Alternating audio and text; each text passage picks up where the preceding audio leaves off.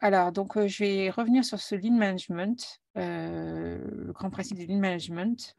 Bonjour à Alors, tous, bienvenue pour cette nouvelle édition des Chroniques Melchior pour l'entrepreneur.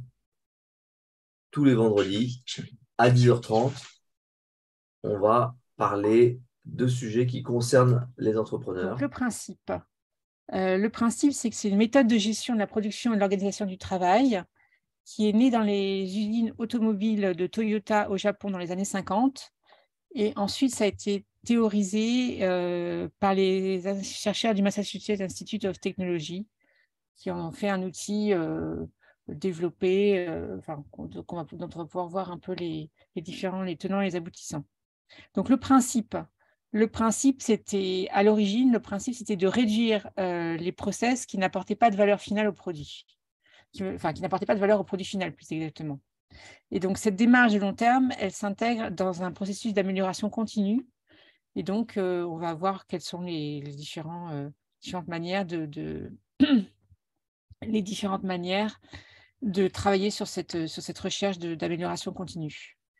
Mais ce qu'il faut quand même avoir à l'esprit, c'est que j'étais trop vite. La satisfaction du client est placée au cœur du processus. Ce qui veut dire que j'anticipe un peu sur ce que je vais détailler un peu plus tard, mais ce qu'il faut également avoir à l'esprit, c'est que là où ces principes de Lean étaient à l'origine développés pour des usines donc de voitures, Toyota, désormais, ces grands principes sont développés, sont mis en œuvre de façon consciente ou inconsciente dans toutes les entreprises de services également. C'est-à-dire qu'à partir du moment où on est dans une idée qu'il faut aller à l'essentiel, et qu'il faut placer la satisfaction du client au cœur du process et essayer de trouver des moyens de le satisfaire dans toutes circonstances de façon la plus efficace possible, cela suppose qu'il faut avoir à l'esprit cette efficacité à tout moment. Alors, les 5 principes fondamentaux du Lean, c'est donc le... Ah là là, ça va pas. Attends pour moi. J'ai un truc qui se met juste devant mon écran là qui ne va pas. Voilà. Donc, alors, premier élément, il faut donc identifier la valeur. Ensuite, il faut cartographier la chaîne de valeur pour créer un process, pour concevoir un système en flux tiré et enfin affiner son processus. Donc, une fois que j'ai dit ça, je pourrais m'arrêter là, en fait, mais non, je vais quand même continuer parce qu'il faut quand même laisser un peu de temps à Patrick pour préparer sa chronique. Donc, je vais continuer et je vais vous détailler un peu en quoi tout cela consiste. Donc, premier élément, identifier la valeur. Donc, identifier la valeur, c'est comprendre ce que le client recherche, ce qui est important pour lui et ce qu'il est prêt à payer. Donc, pour ça, ça suppose qu'il faut l'écouter, le client, il faut chercher, il ne faut pas essayer forcément de lui vendre ce que vous avez en stock à écouler et dont a priori il n'a pas d'usage. Mais il faut également avoir à l'esprit que toute activité ou toute process qui n'ajoute aucune valeur au produit final est considéré comme du gaspillage. C'est-à-dire que si le client n'est pas prêt à payer une option et vous avez testé, vous l'avez sondé, vous avez fait un marché test, etc., il n'en veut pas de votre option super que vous avez imaginée, rien ne sert en interne de passer du temps à définir cette option et éventuellement à l'améliorer, mais en tout cas à la mettre en place, parce que de toute façon, il n'en veut pas. Donc, s'il n'en veut pas, dans ces cas-là, allez plutôt chercher ce qui pourrait éventuellement être prêt à payer. Ça paraît simple comme ça, mais ce n'est pas toujours évident, parce que si on est toujours dans des contextes où on sait exactement ce que le client veut, ce serait quand même la vraie vie idéale dans le monde de Disney presque. Deuxième élément, il faut cartographier les chaînes de valeur, ce qui suppose d'inclure toutes les actions et les personnes impliquées dans la livraison du produit final au client et identifier les étapes, de nouveau, qui n'apportent pas de valeur. Ce qui veut dire que appliquer le principe du Lean dans la cartographie d'une chaîne de valeur, ça suppose de voir où la valeur est générée et dans quelle proportion les différentes parties du processus produisent ou non de la valeur. Mais une fois que cette chaîne de valeur sera cartographiée, vous pourrez également voir quels sont les processus qui appartiennent aux différentes équipes, qui est responsable de les mesurer, de les évaluer, de les améliorer, etc. Et de faire dialoguer les équipes entre elles pour voir quelles images elles ont sur leurs différents rôles respectifs et comment elles peuvent contribuer à s'améliorer les unes les autres. Troisième étape, il faut créer des process de travail fluides. Donc, ça suppose, quand on était dans les usines, il fallait réduire les stocks, mais de toute façon, éviter les gaspillages, optimiser les process pour réduire les temps d'attente et les stocks. Donc ça, c'est du constant, avoir toujours cette idée à l'idée de réduire, attente, stock et tout ce qui peut peser sur la valeur et sur la rentabilité. Alors, quelles sont les grandes sources de gaspillage qui ont été identifiées par Taishi Ohno, qui était l'un des fondateurs de cette méthode? Donc, le premier gaspillage, c'est la surproduction. C'est-à-dire qu'en fait, tout ce qui est surproduction et fonctionnalités logicielles superflues peuvent contribuer à augmenter les coûts de façon inutile. Deuxième gaspillage, les stocks excessifs. Donc, gaspillage lié au stock, au travail incomplet, mauvaise gestion. De nouveau, ça peut également engendrer des coûts. Troisième gaspillage, les déplacements et les transports inutiles. Alors là, on est sur des déplacements inutiles d'une usine à l'autre, etc. Mais on est également sur les déplacements inutiles en interne. C'est-à-dire qu'on essaie de voir, alors c'est pas toujours évident à diagnostiquer, mais est-ce que les personnes qui sont sur des chaînes de production ou est-ce que les personnes qui sont dans des stocks ou qui font la manutention font effectivement des trajets optimisés? Est-ce qu'elles sont pas obligées de faire des déplacements trop longs, de déplacer des machines, de déplacer des cartons, etc. Vous regarderez, si vous avez déjà vu des reportages sur les stocks Amazon, c'est assez impressionnant. C'est-à-dire que la manière dont sont gérés ces stocks et la manière dont sont gérés l'optimisation du temps d'envoi. Comment les manutentionnaires ont peu de mouvements et peu de transport à faire pour aller chercher les produits et les mettre dans les envoyer, enfin rentrer dans lancer le process de livraison avec les différentes chaînes, etc., qui se mettent en place. Quatrième source de gaspillage, les défauts, tout ce qui est défauts, retouches, rebuts. Donc, ça peut engendrer des réparations coûteuses, des pertes de matériaux. On voit bien ce que c'est. Alors ensuite, on a les opérations inutiles. Donc, par exemple, je reviens sur mes mises à jour qui ne sont pas nécessaires. De même que si on est sur des outils onéreux qui n'en valent pas la peine, ce n'est pas forcément la priorité. Ensuite, le temps d'attente. Donc, le temps d'attente qui est lié au retard de production des livrables. Et enfin, les équipes divisées. C'est-à-dire que là, ça rejoint cette gaspillage, cette source de gaspillage des équipes divisées. Elle est applicable, en fait.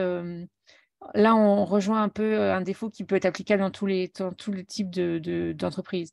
C'est-à-dire qu'en dehors, entre les problèmes de communication, entre les réunions superflues, entre les difficultés de collaborer entre équipes, entre le manque de cohésion d'équipe, etc., ça peut faire perdre du temps, ça peut donc augmenter les coûts de façon inutile.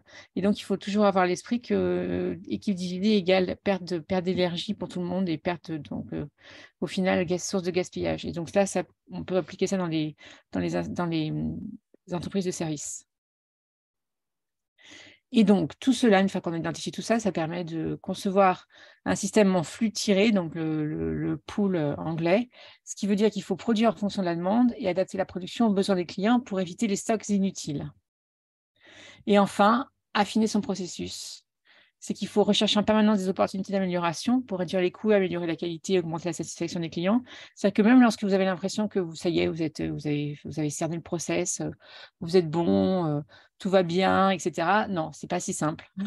Il faut à l'infini avoir cette volonté de toujours se remettre en cause pour toujours trouver l'excellence et toujours se dire, mais si on travaillait là-dessus, peut-être qu'on pourrait encore gagner en efficacité et peut-être qu'on pourrait encore gagner en satisfaction client.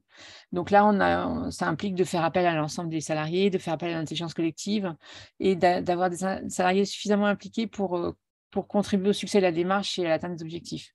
Donc, je reviens là-dessus sur une chronique que j'ai faite il y a quelques temps qui était comment contribuer à créer du lien avec ses collaborateurs. Elle est en ligne sur la chaîne Melsion si ça rejoint un peu ça, si vous voulez la regarder. Donc, les grands principes du Lean Management. C'est donc la route d'Haeming, les Six Sigma Line et les 5 pourquoi. Donc, je vais les détailler rapidement. Le cercle de Haeming, c'est donc planifier, développer ou réaliser, contrôler, agir ou ajuster. Donc, planifier, c'est donc identifier tout problème à résoudre. Donc, c'est quel problème existentiel et essentiel qu'on doit résoudre, de quelles ressources on a besoin, de quelles ressources on dispose, comment on peut faire pour commencer à résoudre ou totalement résoudre ce problème avec ce qu'on a comme ressources. Et enfin, dans quelles conditions on peut considérer que l'étape est réussie et qu'on peut passer à autre chose. Ensuite, on a le do, donc le réaliser ou développer. Donc, il faut trouver des solutions aux problèmes en analysant les données et en travaillant en amont avec les équipes projet. Et enfin, c'est le check, le contrôler, identifier si les solutions mises en place sont efficaces et ajuster le plan en conséquence. Et enfin, le A, le ajuster, agir ou ajuster, donc le act, appliquer ces solutions actualisées et surtout tirer des leçons en permanence de tout ce que vous avez mis en place et de votre apprentissage. Ensuite, on a le Six Sigma Line. Donc, on a le définir, mesurer, explorer, développer et implémenter. Donc, définir, c'est préciser la portée du projet et définir les objectifs. Le mesurer, c'est déterminer comment vous allez évaluer la réussite du projet, c'est-à-dire avoir des indicateurs, des KPI, etc., qui sont immédiatement définis de façon à pouvoir contrôler ce développement et cette réussite. Le explorer, c'est découvrir de nouveaux moyens pour améliorer le processus projet. Développer, c'est établir un plan de projet infaillible et il sera toujours infaillible et vous allez l'améliorer, donc vous aurez quelque chose sur lequel vous pourrez compter. Et enfin, implémenter, mettre en œuvre votre plan de projet. Alors, après, j'aimerais qu'on revienne un peu sur les 5 pourquoi, parce que j'aime particulièrement cette méthode. Donc, en fait, la base de l'approche scientifique de Toyota, c'est de demander pourquoi 5 fois de suite aux mesures qu'on découvrait un problème. Et en répétant pourquoi 5 fois de suite, on arrive à résoudre, à déterminer la nature du problème et la solution. Donc, premier niveau, deuxième niveau, troisième niveau, quatrième niveau. Alors, donc, en détaillant, que se passe-t-il? Pourquoi on en est arrivé là? Pourquoi? Et à chaque fois, remonter à la cause. Donc, je vais vous donner un exemple issu d'une entreprise qui est une entreprise que j'accompagne et qui est issue une entreprise de service. Et donc, le problème, c'est qu'ils ont pris du retard dans la création de leur site web, de leur nouveau site web. Et donc, on a travaillé ensemble et donc, je leur ai demandé, j'ai essayé de mettre ça en évidence avec eux. Donc, première question, c'est pourquoi vous avez pris du retard? Donc, la personne réfléchit, elle me dit, en fait, j'ai pris du retard parce que je suis débordée, j'ai plein de projets, j'ai plein de trucs en cours, etc. Puis, en gros, j'ai fait passer des priorités, j'avais des priorités à faire passer avant cette remise à jour. Donc, pourquoi vous avez beaucoup de projets actuellement? Et la personne me dit, j'ai beaucoup de projets parce que j'ai beaucoup de personnes qui viennent me demander de l'aide, qui viennent me donner des conseils, etc. Et donc, troisième question, pourquoi il y a plus de personnes actuellement ou pourquoi vous en avez beaucoup qui viennent vous demander de l'aide? Parce qu'en fait, je ne sais pas dire non. Je dis souvent oui quand elles me demandent de l'aide et donc, du coup, ça me prend du temps. Et pourquoi vous dites souvent oui? Parce que j'ai du mal à dire non. Donc là, on arrive comme au cœur du problème. Et pourquoi vous avez du mal à dire non? Parce qu'en fait, j'ai peur de vexer les gens qui me demandent de l'aide. Alors, je précise qu'en plus, c'est de l'aide. Hein. On n'est pas sur des choses facturées. C'est que cette personne, en fait, passe beaucoup de temps à donner pas des conseils, à apporter de l'aide, mettre en réseau, etc., des personnes de son entourage, et en oubliant parfois que elle a des choses à faire pour sa propre activité. Et finalement, si elle a pris du retard sur son site web, si on va directement à la conclusion, c'est qu'elle a passé beaucoup de temps à donner des coups de main aux gens et qu'elle a peur de vexer. Et donc, là, on touche à des problèmes plus psychologiques que je vous laisse diagnostiquer tout seul. Donc, ensuite, si on continue là-dessus, donc, si on est sur un cas plus classique, j'ai un chiffre d'affaires en baisse, un restaurant qui dit voilà, j'ai un chiffre d'affaires en baisse. Donc, pourquoi Pourquoi? En fait, parce que j'ai moins de clients. Excusez-moi. Pourquoi j'ai moins de clients? Parce que j'ai un nouveau concurrent. Et qu'est-ce qui se passe? Quelle est l'influence de ce nouveau concurrent? Il a des meilleurs produits. Et pourquoi il a des meilleurs produits? Parce qu'il a mené une bonne étude de marché, donc il a trouvé quels étaient les produits dont avait besoin sa zone de chalandise, etc. Et donc, au final, on se dit qu'on n'a pas mené d'étude de marché depuis 3 ans et que du coup, ces infos-là, on ne les a pas. Et donc, finalement, cette personne revient à dire finalement, j'ai moins de 5 clients de moins par jour. Le chiffre d'affaires baisse parce que j'ai 5 clients de moins par jour comparé au mois précédent. Et donc, ça ne fonctionne pas, quoi. On peut avoir le cas sur un restaurant, j'ai 5 clients en moins par jour comparé au mois précédent. Pourquoi il y a moins de clients? Parce que la vitesse de notre service diminue. Donc, il faut en moyenne 17 minutes pour préparer un plat contre 15 minutes le mois précédent. Pourquoi cette baisse de vitesse de préparation? Parce que j'ai 50% de nouveaux collaborateurs. Et pourquoi ces collaborateurs sont moins rapides? Parce qu'ils n'ont pas de formation efficace liée à la préparation. Alors après, on peut aussi avoir un point positif, c'est que je mets 17 minutes pour préparer un plat contre 15 minutes le mois précédent parce que j'utilise des produits frais, des produits qui font moins appel aux préparations, à la cuisine déjà faite, au plat préparé, et je cuisine plus facilement de produits frais et je cuisine plus entièrement. Et donc, ça peut être un point positif et une valeur ajoutée à mettre en évidence. Et donc, ce qui fait que les gens seraient peut-être plus prêts à patienter compte tenu du fait que justement, on va cuisiner des produits frais. Donc, finalement, l'état des lieux de l'entreprise pour les entreprises de services. Comment on va appliquer ce Lean? On va faire un état des lieux de l'entreprise et on va déterminer les process qui posent le plus de problèmes à des clients internes et ou externes. On va écouter les clients et comprendre leurs attentes. On va lister Alors, écouter les clients et comprendre leurs attentes, ça peut aller jusqu'à des choses qui ne sont pas toujours systématiquement faites. C'est-à-dire, en fait, écouter son service, écouter également donner une large place au service client. C'est-à-dire que toutes les entreprises maintenant ont des services clients. Alors, c'est parfois géré par des chatbots, mais c'est parfois géré par des vrais gens qui répondent au téléphone ou qui répondent aux mails, etc. Et donc, ils peuvent avoir une idée assez précise de ce qui peut coincer, de ce qui peut et mettre en évidence des problèmes assez récurrents sur des produits. Une entreprise qui est très forte pour ça, c'est Decathlon, par exemple. Decathlon, j'ai eu le cas il n'y a pas très longtemps d'un exemple d'une amie sa fille est partie faire un tour du monde et son sac à dos sac à dos haut de gamme marque Decathlon qu'elle avait acheté avant de partir, a cassé en Inde. Donc le truc, c'était quand même un peu pas au bout de 3 mois, le truc pour un an de voyage, c'était quand même un peu trop tôt de casser au bout de 3 mois. Donc en Inde, elle l'a fait réparer, etc. Et sa maman, elle est prévue d'aller la voir à Noël, donc elle était allée la voir à Noël. Et sa fille lui a dit il faudrait que tu m'amènes un nouveau sac à dos parce que ça ne va pas le faire de passer 6 mois que mon sac est tout rapiécé. Donc la maman est allée chez Decathlon en disant voilà, je viens racheter un sac à dos. Et elle a discuté avec le responsable du rayon. Et elle lui a dit que sa fille s'était plainte du fait que son sac avait pas tenu la route. Et donc le monsieur lui a dit écoutez, est-ce que vous accepteriez de nous le ramener? Parce que pour nous, c'est précieux, en fait, de savoir s'il y avait un problème sur ce sac, où ça a cassé, est-ce qu'il n'y avait pas un défaut, est-ce qu'on peut améliorer. Donc, si vous nous le ramenez, on vous fait un bon d'achat de la valeur totale du sac. De toute façon, à ce que votre fille ne soit pas pénalisée. Et pour nous, ça sera vraiment précieux d'avoir ce retour. Et donc, c'est ce qu'a fait la maman.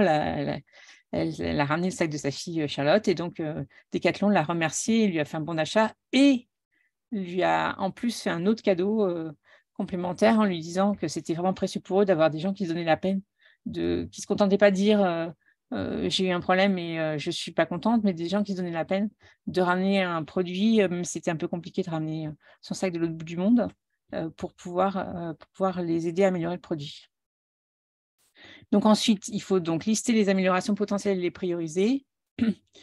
Ça suppose aussi d'impliquer tous les collaborateurs concernés qui peuvent être une bonne source d'idées et d'initiatives parce qu'ils observent, parce qu'ils sont attentifs, parce qu'ils sont en contact de clients, parce qu'ils parce qu'ils ont des idées, parce qu'ils peuvent éventuellement avoir vu des choses chez la concurrence qui peuvent être améliorées, qui peuvent être aussi mises en place dans l'entreprise.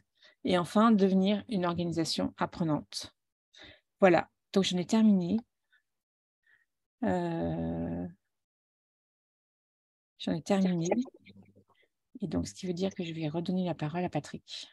Merci Corinne pour cette plongée dans le lean. Alors, je vois que Eugénie a mis dans le chat Voilà. que le beau, c'est la même chose et qu'on renvoie le produit cassé, il te renvoie un produit tout neuf sans te poser de questions. Ouais. Est-ce que tu peux arrêter de partager ton écran éventuellement, s'il te plaît? Oui. Voilà. Et donc, effectivement, cette capacité qu'ont les organisations qui utilisent le lean à progresser, c'est quelque chose chez Melsion qu'on recommande beaucoup à nos clients. Parce que d'abord, le monde est en perpétuelle évolution et la solution qui fonctionne aujourd'hui ne sera pas forcément la solution qui fonctionne demain. Et parallèlement, ce que Toyota notamment a montré de façon incroyable, c'est que en impliquant tous les collaborateurs, y compris les collaborateurs sur la chaîne de production, eh bien, on est au plus près du réel. Donc c'est là qu'on peut faire les changements qui finalement ont le plus d'impact. Donc la démarche du Lean, c'est vraiment une démarche qui vous oblige à aller regarder votre organisation dans le moindre détail et de vous assurer que chez Melsion on appelle les points de contact avec le réel sont bel et bien tels que vous les imaginez. Parce qu'en tant qu'entrepreneur, vous pouvez être un peu loin dans la stratégie, dans le management, dans le financement de votre entreprise. Et pour autant, vos collaborateurs, eux, sont en prise avec les clients, avec les fournisseurs, avec la façon de produire, que ce soit des services ou des produits. Donc, Alors, en fait, voilà, ça donne cette facilité d'aller voir le plus près le réel. J'aimerais faire une petite précision. On peut parfois avoir l'impression, les équipes peuvent parfois avoir l'impression d'être remises en cause quand on est sur cette méthode des 5 pourquoi. Parce que on va creuser un peu ce qui fait mal. En fait, il faut essayer de leur. C'est assez fréquent, en fait, d'avoir des gens qui disent mais pourquoi tu me demandes ça? Est-ce que tu doutes de ce que je mets en place? Et que les personnes le vivent mal. Donc, il faut essayer de les impliquer dès le départ et de leur faire comprendre le bienfait de la démarche en leur faisant eux-mêmes utiliser cette démarche. Parce qu'en en fait, c'est une fois qu'ils auront intégré le fait que ce n'est pas en aucun cas un jugement personnel et en aucun cas en fait une remise en cause de leur propre travail, ça peut éventuellement, ça peut les rassurer et éventuellement faire progresser les choses un peu plus rapidement. Et cette étape de réassurance est importante parce qu'autrement, dans les équipes, on a toujours des personnes qui sont qui peuvent être en difficulté ponctuelle ou un peu moins ponctuelle, et donc qui vont se sentir remises en cause, un peu mises à l'écart et un peu un peu mise en accusation si on est effectivement sur mais pourquoi tu fais ci, pourquoi tu fais ça, pourquoi tu fais ça. L'idée, c'est de comprendre le processus, c'est pas de dire son serveur de restaurant, il met trop de temps à amener les plats. C'est pourquoi il met trop de temps à amener les plats. Est-ce qu'il fait trop de pas? Est-ce que la cuisine est mal placée? Est-ce qu'on le prévient suffisamment longtemps à l'avance parce qu'on lui dit que le plat est prêt? Est-ce qu'ils sont suffisamment nombreux en salle? Est-ce qu'il passe du temps à parler avec ses clients, par exemple? Est-ce qu'il passe du temps à parler avec les clients? Ça peut être quelque chose de très positif et donc du coup, il met plus de temps à servir les autres. Il y a plein de raisons possibles qu'il faut essayer d'identifier.